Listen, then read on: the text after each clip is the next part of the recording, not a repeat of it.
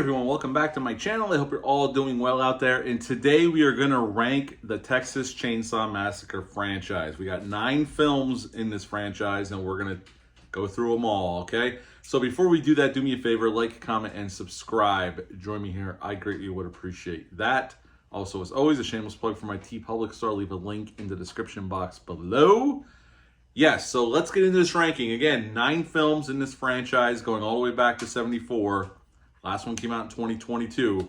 So to kick us off at number 9, Texas Chainsaw: The Next Generation, which was made in 94, got a limited release, then got recut and re-released in 97. Besides Matthew McConaughey's performance, which is gloriously over the top, I mean, he's at 11 the whole time, and he's just chewing the shit out of the scenery. This is my least favorite Leatherface. He's basically useless here and whines and cowers in the corner, annoys the crap out of me. It's not very well shot, not very well written, and then the whole Illuminati thing comes out of nowhere at the end, saying that the family who works for the Illuminati is just...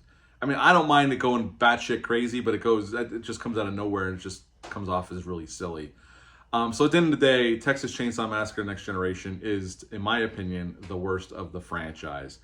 At number 8, and I know a lot of folks like this film, and I liked it more this time watching it, but it's still one of the ones in the franchise I'm not in a hurry to go back and rewatch.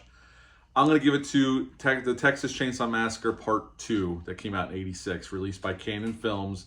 Tobe Hooper came back to co-write and direct this film. You know, I love the sets here. The set design's great. Carolina Williams is great. Dennis Hopper does not work for me at all here. I don't like Bill Johnson as Leatherface. Bill Moseley definitely disappears in the role of Chop Top, and I know he's a very popular character, and the Cook's back, and he's good here too. But this movie just does not work for me. Still, I mean, I appreciated it more, but still not enough to put it any higher than number 8. So at number 8, the Texas Chainsaw Massacre 2. At number 7, Texas Chainsaw Massacre 2022 that got Legendary Pictures got the rights. It was supposed to be a theatrical release. It got released on Netflix. This movie's okay. There's some cool gore gags. This is Old Man Leatherface. This is about these young kids that buy this old decrepit town in Texas and want to make kind of this, like, their version of Utopia. All this kind of pie in the sky stuff, but Leatherface is still there living at this orphanage, and they basically awaken his murderous desires. This film does some things right and some things totally wrong. Bringing Sally Hardesty back was a mistake. She's basically useless in this film. They build her up, and then she gets to the town, and it's just a waste to even have her here. It's just like it seems like they only inserted her because Halloween, the David Gordon Green's Halloween trilogy was around, and Jamie Lee Curtis came back, and it seems like it was obligatory to bring that character back. And to me, it was just it's a waste of time. It doesn't work at all, and some of the movie doesn't work either. It's solidly shot. There's some cool gore. There's also some digital gore, which I hate. So at the end of the day, this movie's just okay. At number 7, Texas Chainsaw Massacre 2022. At number 6, the last film, the only film in the franchise I just watched for the first time, Leatherface from 2017. I was surprised by this pleasantly, although I gave it a 6.5. I don't think it's the greatest movie, but I think it's not bad. It's definitely watchable. There's some cool gore gags, although like I said in my review, it seems like a script that was laying around that they injected Leatherface in so they could retain the rights. Although like I said in that review, Lionsgate had lost the rights for the franchise even before they released the film, because they sat on it for so long.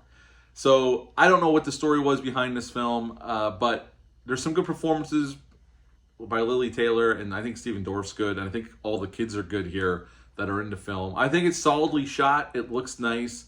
There's some cool gore again. It's a solid movie. I gave it a 6.5 out of 10 only because it just doesn't feel like a TCM movie, which might be a plus for some people. There's not enough Leatherface. Honestly, he's only on screen for the last 10 minutes. And that's it. But at number 6, Leatherface from 2017. At number 5, Texas Chainsaw 3D. Now, I gave this movie a lot of shit, deservedly so, in my review, because there's a lot of scripting problems, a lot of logical problems. There's just stuff that doesn't make much sense. I know I questioned if the writers even saw the original film when they wrote this film.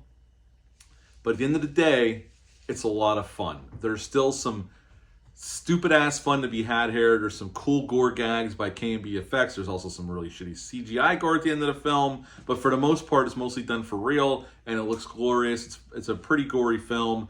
Alexandra Daddario is a capable lead here. She's not given the best dialogue to say, especially the famous one in the meatpacking plant. But at the end of the day, I could have some stupid fun with this one. It's not the greatest one, obviously. It's why it's here at number 5. And I would never say this is a good film, but it's entertaining. I could watch this and have fun with it. So at number 5, Texas Chainsaw 3D. At number 4, Leatherface Texas Chainsaw Massacre 3 that came out in 1990.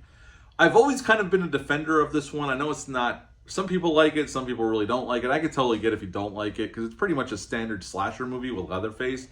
But I like what Jeff Burr does here. Didn't have a lot of money. Has a great cast. You got Viggo Mortensen in there. You got Kate Hodge in there. William Butler's in there. You got Ken Foray in there. It's entertaining as hell. There's some cool gore gags. I don't think they pushed it far enough. But again, like I said in my review, it was a sign of the times. The MPA was cracking down on horror at the time, late 80s to the mid-90s, and they were really cracking down. That's why a lot of those movies are tame, especially compared by today's standards, or even by the early 80s standards. But I really like this film, and so at number 4, Leatherface Texas Chainsaw Massacre 3. At number 3, the Texas Chainsaw Massacre remake from 2003. The first Platinum Dunes remake. This is a solid film for sure. It looks nice. It's not my favorite looking movie, but it looks nice. The cast is pretty good. I mean, there is some dumb stuff in there, but I like Andrew Bionowski as Leatherface. I like Arlie Ermey as Sheriff Hoyt, and he kind of gives another threat to Leatherface's, because I would even say, well, we'll get into the beginning, because I think he's even more threatening in the prequel. But I like this movie. I saw it opening night when it came out in 2003. It's a solid remake for sure. So at number 3, the Texas Chainsaw Massacre 2003. At number 2, and this might surprise some people, but I kind of like this more than the remake. The Texas Chainsaw Massacre, the beginning, the prequel that came out in 2006. No, don't worry. Right now, this is where I'm putting this one. This one, for how mean it gets, this is actually a really mean movie. There's a lot of torture going on here, probably the most out of any of the films, which is probably going to surprise some people if you've never seen this one. Arlie Ermey does some really despicable shit to these kids. I mean, he's even worse than Leatherface. I mean, Leatherface is there to kill the kids, but Arlie Ermey, Sheriff Hoyt, which we see the beginnings of Sheriff Hoyt in this film.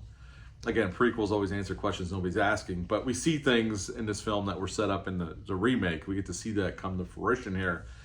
He is just demented and a psychopath, and he's worse than Leatherface in a lot of ways.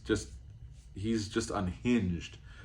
This movie's very gory, probably the goriest of the franchise that got an R rating for sure. They pushed that R rating, and there is an unrated cut out there, although the Blu-ray version of it is very expensive right now because I think it's out of print. I have it on DVD, the unrated cut. But we watched the R-rated cut, me and Troy, and it goes hard. And I remember being hard when I saw it in 2006. Like, this pushes the gore even more so. I mean, by this point, we had the Hostel movies, the House of a Thousand Corpses, Devil's Rejects. So the gore was on the menu by this point in time with the horror, with horror films in general in the, 2005, 2006 range. So they do not hold back here. It's very violent, very gory. I think this is the meanest of the franchise in terms of, they're just downright nasty to these kids. But at the end of the day, I like this one. Rewatching it for the first time in a while, I really dug it. So at number 2, the Texas Chainsaw Massacre, the beginning from 2006. At number 1, I was always going to put this number 1 because I still think it's the best. It's the tone of this one is unmatched. And that is the Texas Chainsaw 1974. It's just something the way Tobe Hooper filmed this on 16 millimeter with a really low budget in Texas in the heat. It looks grimy, gritty, looks almost like a documentary. And even though at the time it was perceived as a super violent, hyper violent movie, it's not really gory. I mean, you see some blood here and there, but you don't see limbs getting chopped off or none of that. So by today's standards, or even some of the later sequels, this is a very tame movie in that aspect, violence-wise. It's more so the tone they were able to capture and the craziness and just the stuff that's going on and the way Hooper shot it. It really just has this feeling like this is a snuff film almost. This could have happened. I mean, it has more flair than a snuff film, although I never actually saw a snuff film. But, you know, it was shot with more panache than a snuff film would be. But it's a really well done piece of horror American cinema from the 70s, and it's a work of art. It looks great.